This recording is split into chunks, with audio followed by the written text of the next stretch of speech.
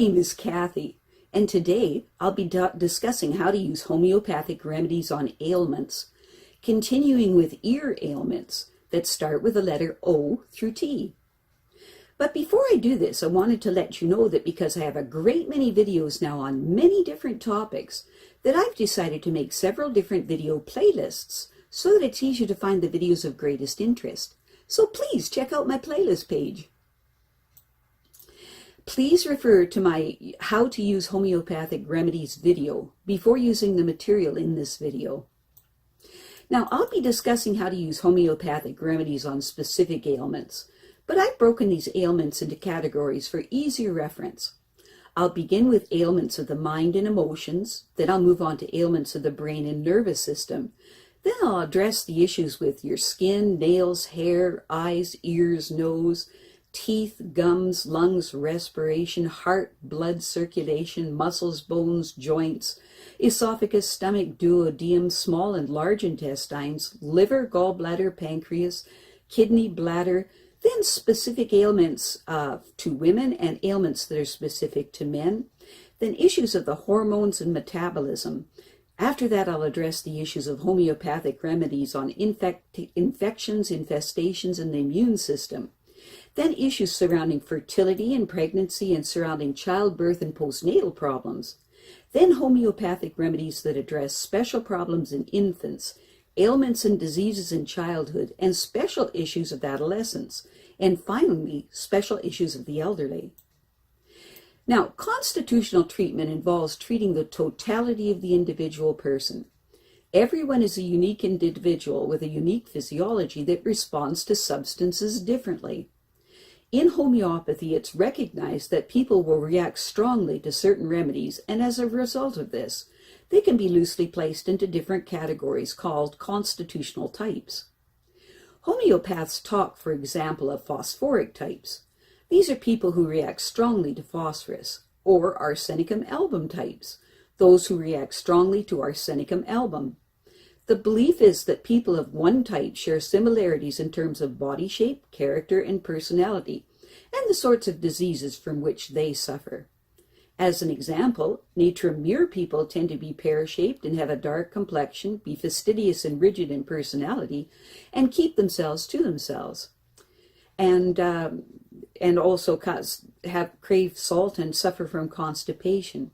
As another example, Lycopodium types tend to be tall, gangly, and of a stooped appearance, with an anxious expression, a craving for sweet, and a propensity to produce intestinal gas. Now, of course, constitutional types have their limitations. In reality, each person is an individual, and so there are as many constitutional types as there are human beings, and an account must be taken of the sum total of the person's inherent predispositions, past illnesses, diet, general reactions to the environment, intellectual and emotional features, and general attitude towards life. This is what is meant by constitutional treatment.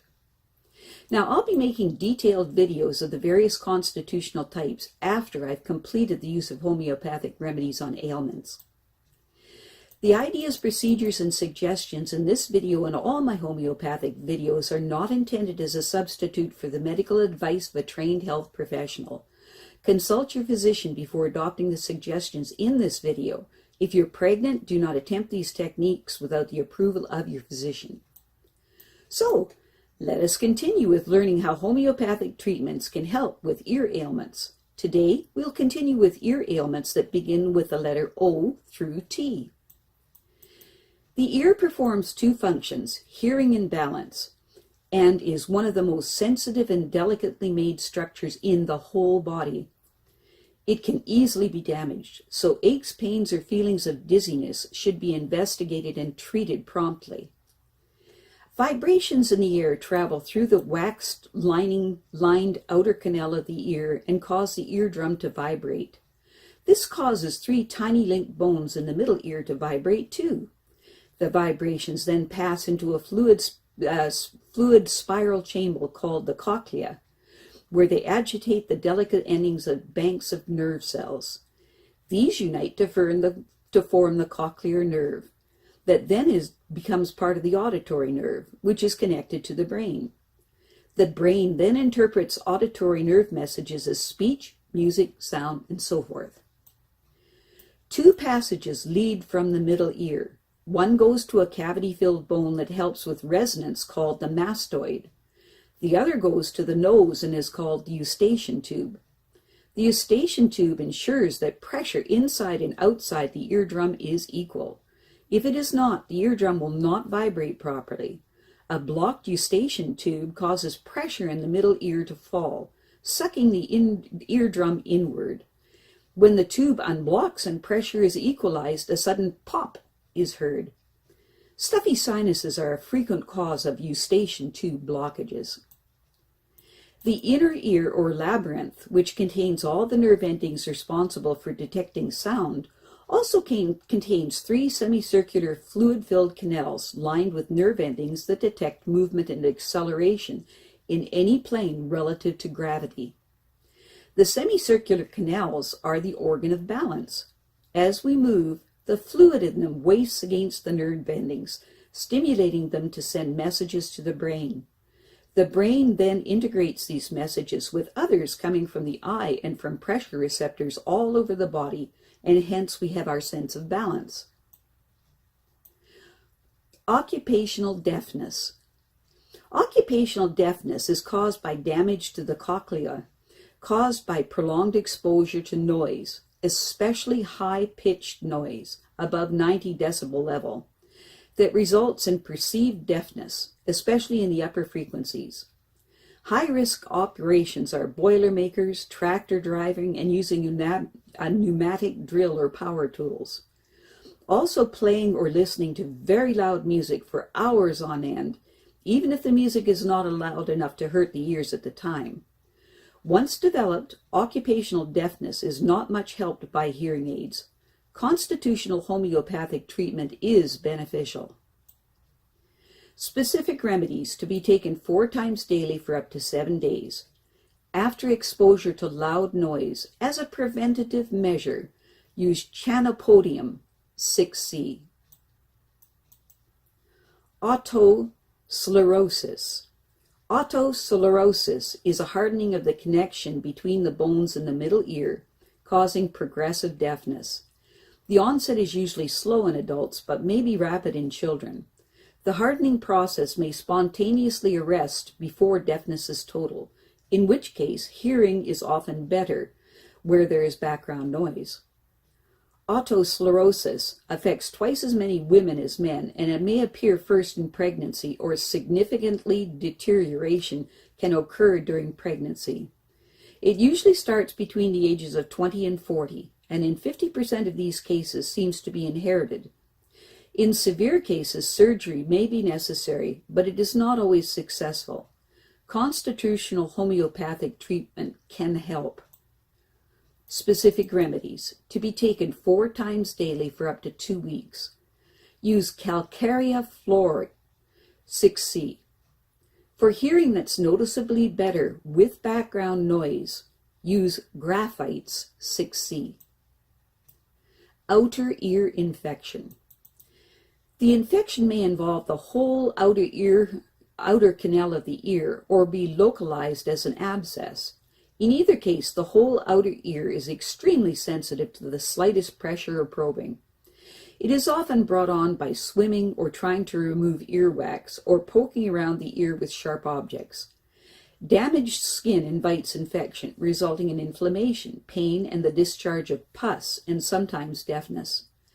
Prompt treatment is necessary to prevent damage to surrounding cartilage and bone. After treatment, it is important that you see your doctor to make sure that there are no lingering traces of infection. Constitutional homeopathic treatment is advised if the infection is chronic or with dull, intermittent pain. Specific remedies. For an acute infection with sharp shooting pains, the first choice is Aconite 30C every 1/2 hour for up to 10 doses. But if no improvement happens within 5 hours, try Belladonna 30C in the same dosage. For acute infection with discharge, use Mercurius Sol 6C hourly. If no improvement occurs within 48 hours, see your doctor. For chronic inflammation with itchiness but no infection or discharge, use Graphites 6C 4 times daily for up to 5 days. If there's no improvement, see your doctor. Oversensitive hearing.